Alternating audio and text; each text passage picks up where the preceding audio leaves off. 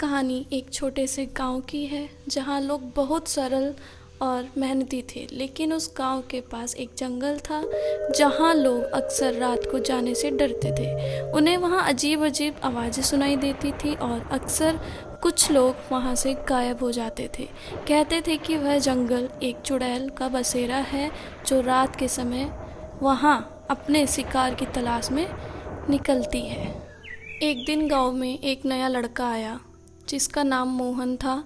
वह बहुत ही साहसी और जिज्ञासु था। उसने सुना था कि लोग उस जंगल से डरते हैं, लेकिन उसे यकीन नहीं आया।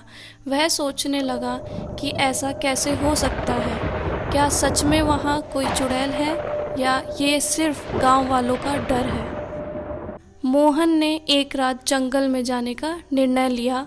उसने अपनी सारी हिम्मत जुटाई और रात के समय जंगल की ओर चल पड़ा। जैसे जैसे वह जंगल के अंदर गहराई में जाता गया, उसे अजीब सी खामोशी और ठंडक महसूस होने लगी। अचानक उसे कुछ हलचल सी सुनाई दी। मोहन ने अपनी आंखें घुमाई और देखा कि सामने एक अजीब सी आकृति खड़ी थी। अरे कौन हो तुम और यहाँ जंगल में क्या कर रही हो?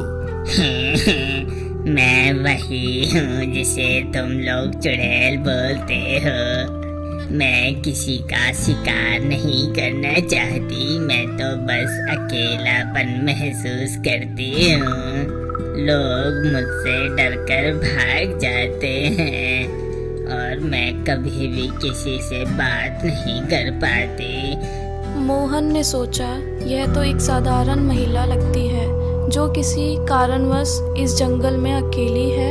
फिर उसने चुड़ैल से कहा, ठीक है, मैं तुम्हारी मदद कर सकता हूँ। एक दिन की बात है जब मेरे साथ ये सब हुआ।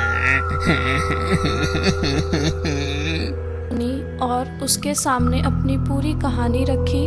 उसने बताया कि वह एक समय में एक गांव में रहती थी, लेकिन एक दिन किसी ने उसे जादू से इस जंगल में बंद कर दिया था।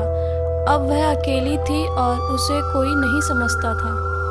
मोहन ने चुड़ैल को समझाया और उसे विश्वास दिलाया कि वह उसे इस जंगल से बाहर निकाल सकता है।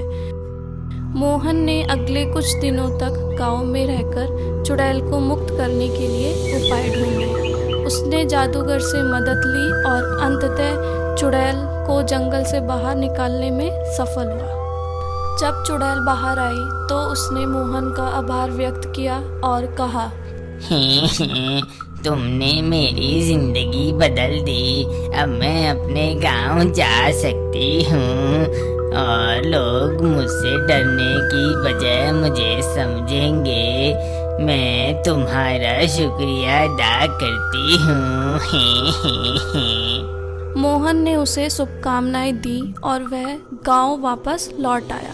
तब से उस गांव में कोई भी जंगल से डरता नहीं था, क्योंकि वह जानते थे कि कोई अजनबी शक्ति नहीं बल्कि एक कहानी है जिसे समझने की ज़रूरत थी।